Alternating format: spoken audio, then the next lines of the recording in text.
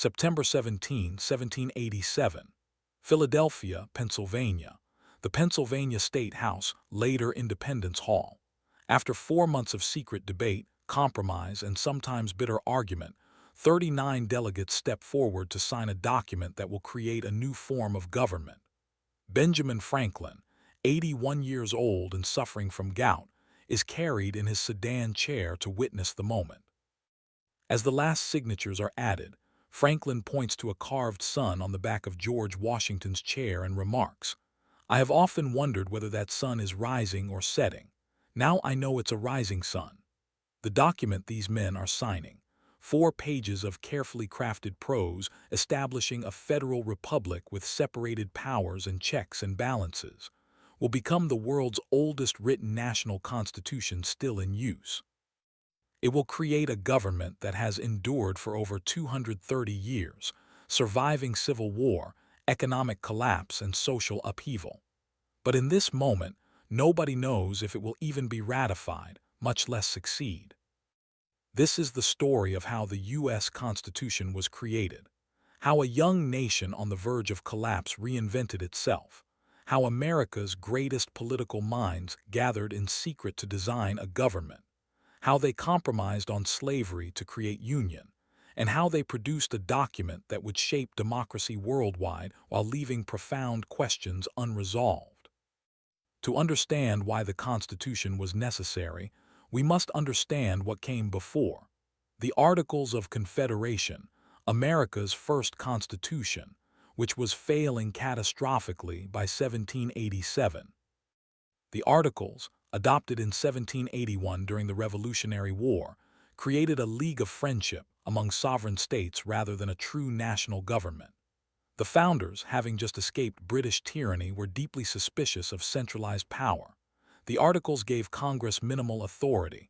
It could conduct foreign policy and declare war but couldn't tax, regulate commerce, or enforce its decisions. Each state retained sovereignty. Any amendments required unanimous approval. This system proved unworkable. Congress couldn't pay Revolutionary War debts. States erected tariff barriers against each other, strangling commerce. Foreign nations refused to negotiate trade agreements with a government that couldn't enforce them. Spain closed the Mississippi River to American shipping. Britain refused to evacuate frontier forts as required by the peace treaty, knowing America couldn't compel them. Shays' Rebellion in Massachusetts, 1786–87, demonstrated the crisis. Farmers, crushed by debt and taxes, armed themselves and closed courthouses to prevent foreclosures. Massachusetts requested federal help. Congress had no army and no money to raise one.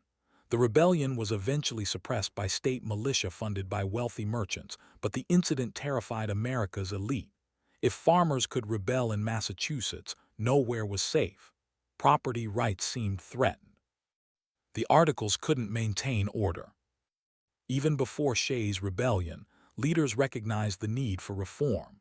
In September 1786, delegates from 5 states met in Annapolis, Maryland, to discuss commercial issues. Alexander Hamilton and James Madison used this meeting to call for a broader convention to revise the Articles. Congress, reluctant but recognizing necessity, authorized a convention for the sole and express purpose of revising the Articles of Confederation. The Constitutional Convention convened in Philadelphia on May 25, 1787, after achieving a quorum. 55 delegates from 12 states, Rhode Island refused to participate, attended at various times, though only 39 signed the final document.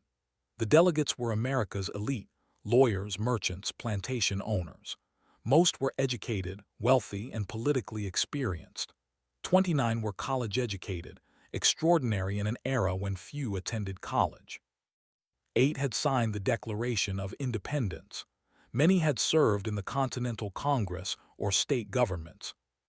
George Washington, the nation's most revered figure, was unanimously elected president of the convention.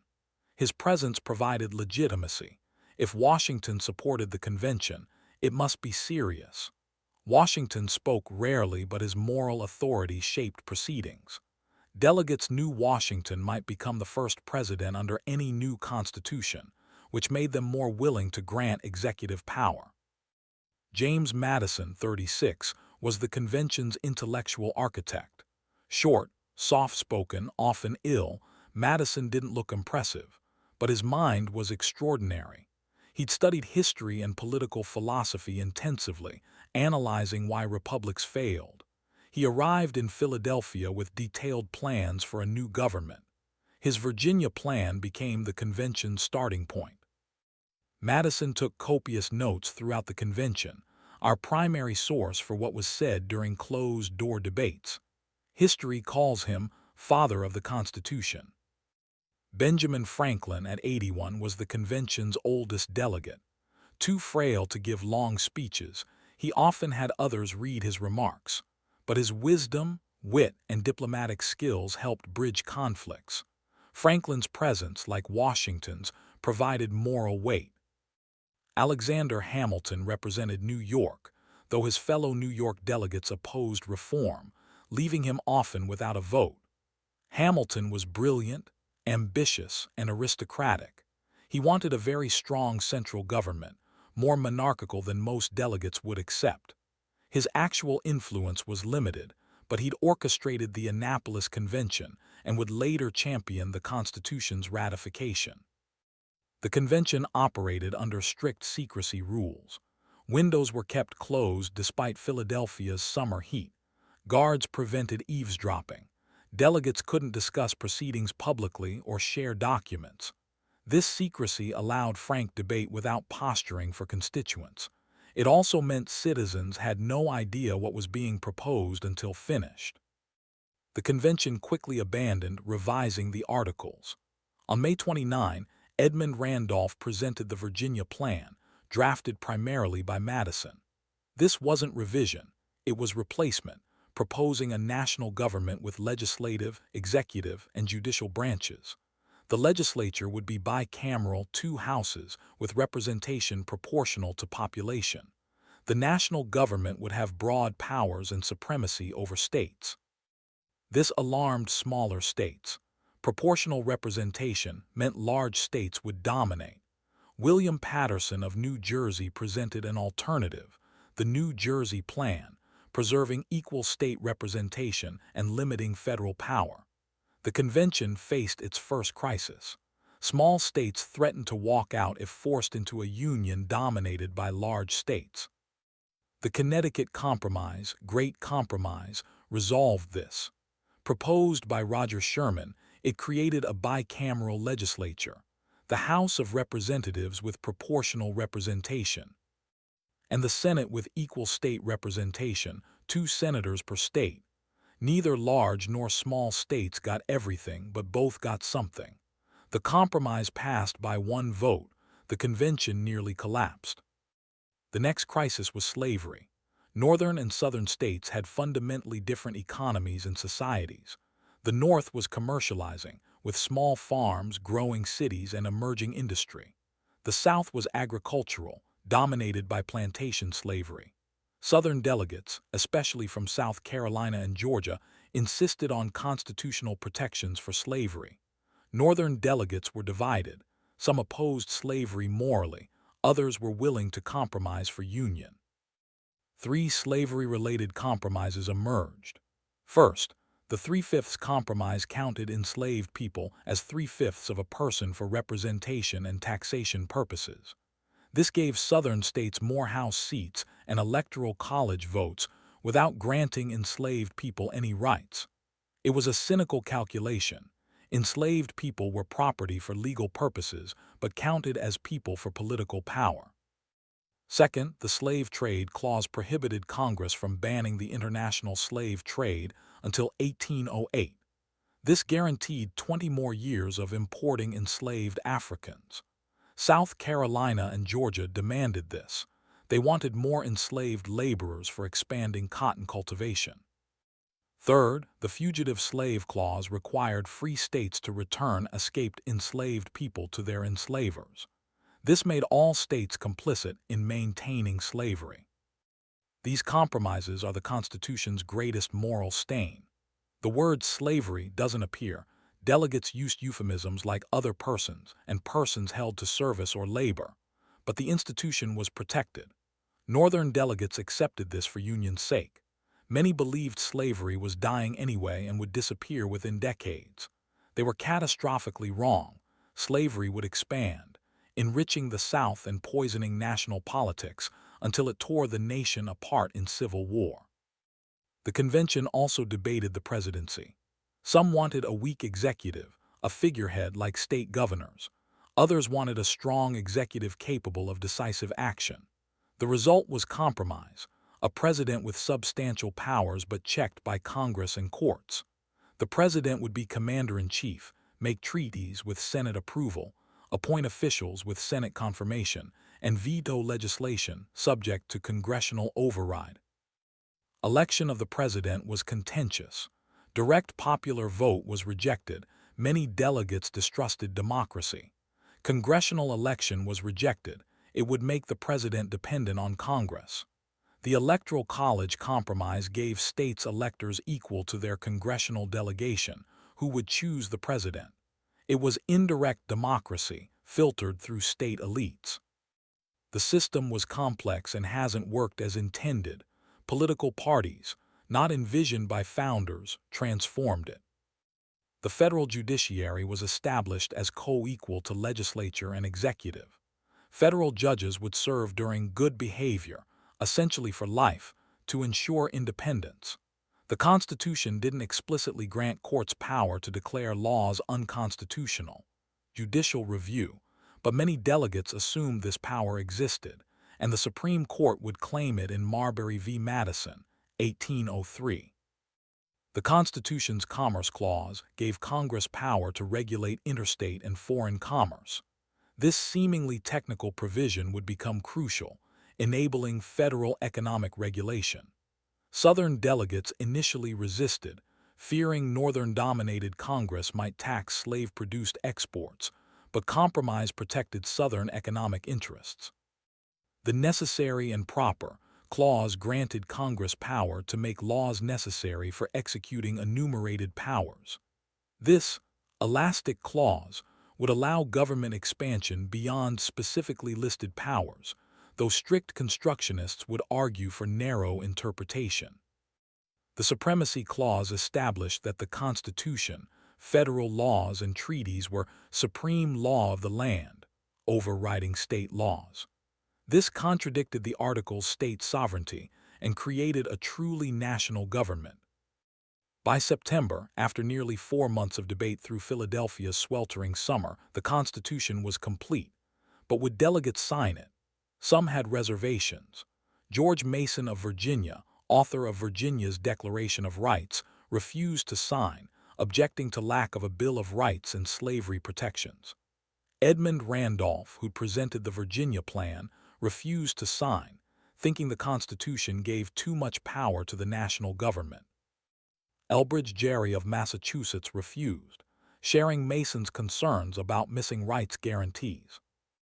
These refusals troubled convention leaders. Unanimity would have helped ratification, but Benjamin Franklin urged signing despite reservations. In his final convention speech, read by James Wilson because Franklin was too weak, he acknowledged the Constitution's imperfections.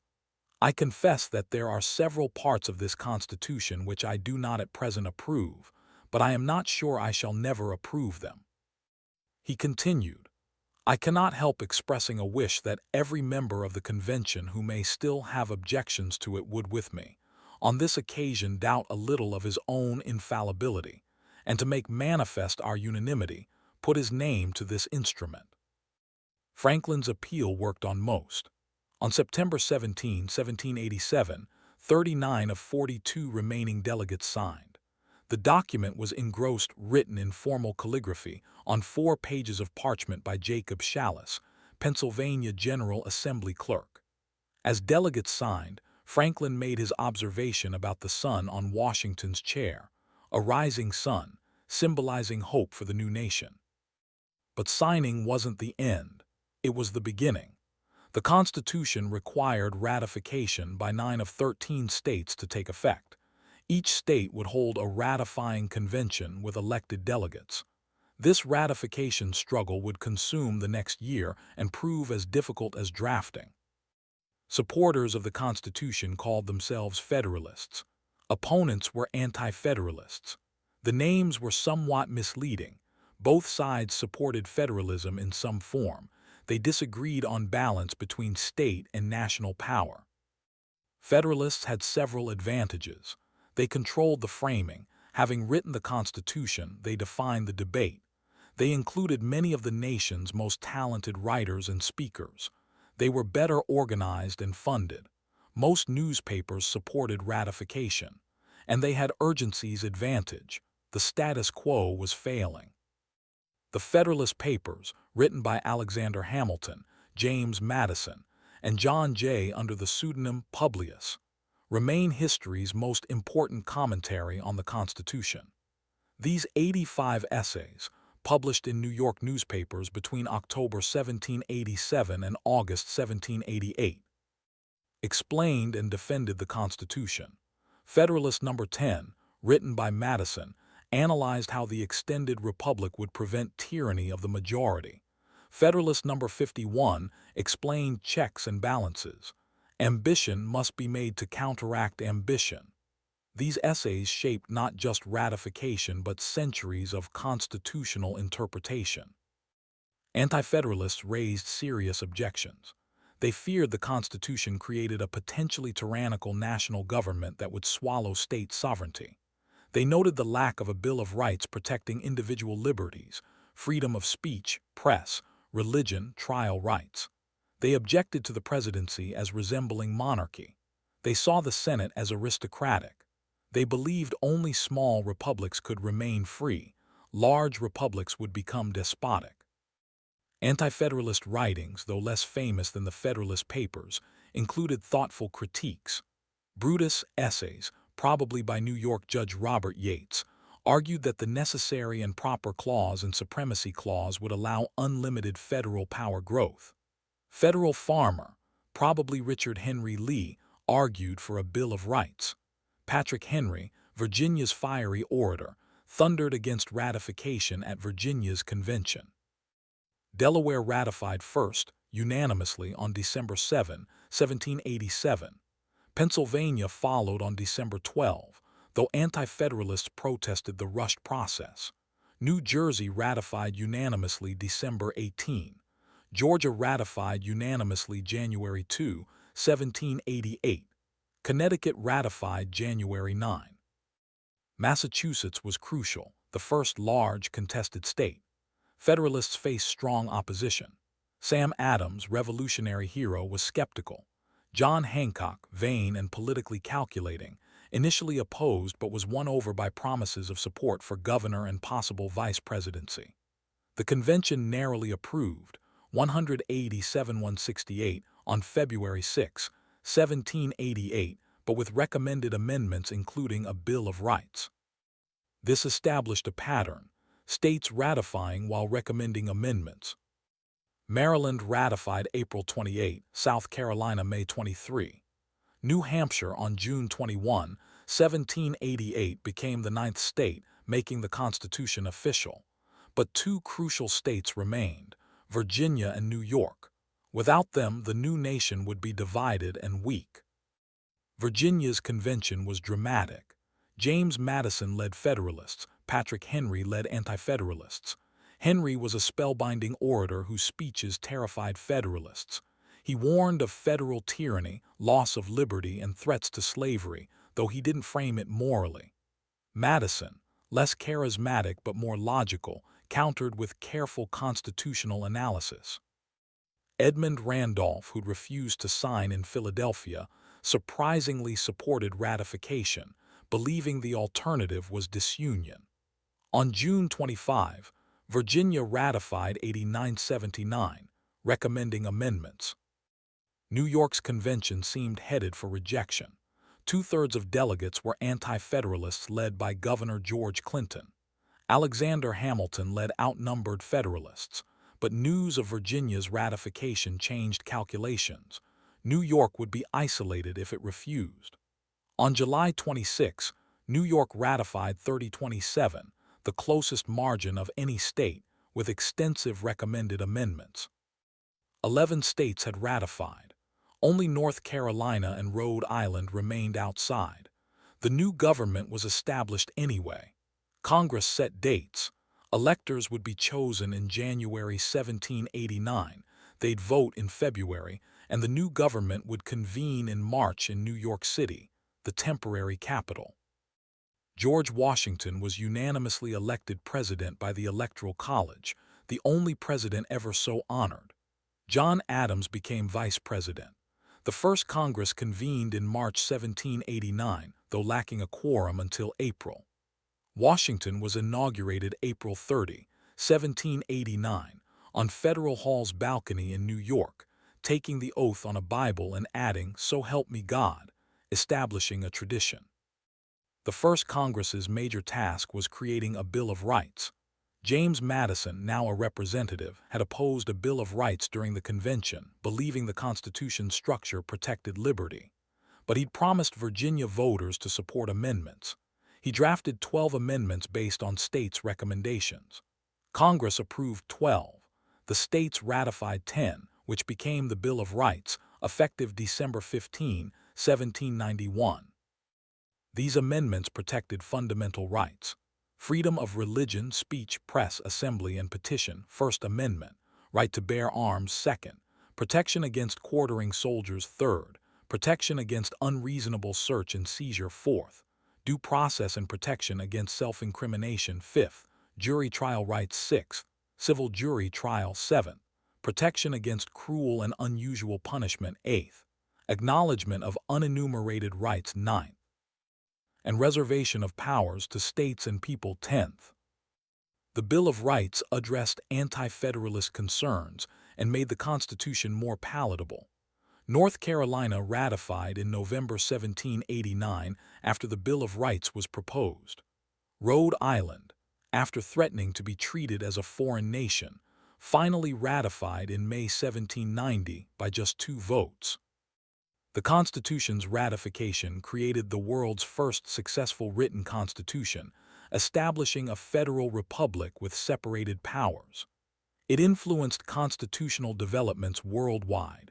France, Latin America, and eventually dozens of nations drafted constitutions inspired by the U.S. model. But the Constitution left fundamental issues unresolved. Slavery was protected, poisoning the Republic until Civil War forced its elimination through the 13th Amendment, 1865. The Constitution didn't explicitly protect voting rights. The 15th, 1870, 19th, 1920, 24th, 1964, and 26th, 1971 amendments were needed to expand suffrage. The balance between federal and state power remains contested. Presidential power has grown far beyond most framers' intentions. The Electoral College has become controversial, twice, 2000, 2016, electing presidents who lost the popular vote. Yet the Constitution has proven remarkably durable. It's been amended only 27 times, including the Bill of Rights. It survived civil war, economic depression, world wars, and social transformation. Its genius lies partly in its brevity and ambiguity, general principles that allow reinterpretation for changing circumstances. The framers created not a perfect document but a framework capable of evolution. The Constitution's survival also reflects the genius of the Philadelphia Convention. The delegates weren't demigods. They were politicians who compromised, sometimes cynically. They accepted slavery to achieve union. They limited democracy because they distrusted the masses. They protected property rights over human rights. But they created institutions that could be reformed, rights that could be expanded, and a government that could adapt. From that sweltering Philadelphia summer through the ratification battles through centuries of interpretation and amendment, the Constitution has defined American government and influenced democracy worldwide. When Benjamin Franklin saw that rising sun on September 17, 1787, he expressed hope that the young nation would endure. That it has, imperfectly, sometimes unjustly but continuously, testifies to the document signed that day and the principles, however imperfectly realized, it embodies.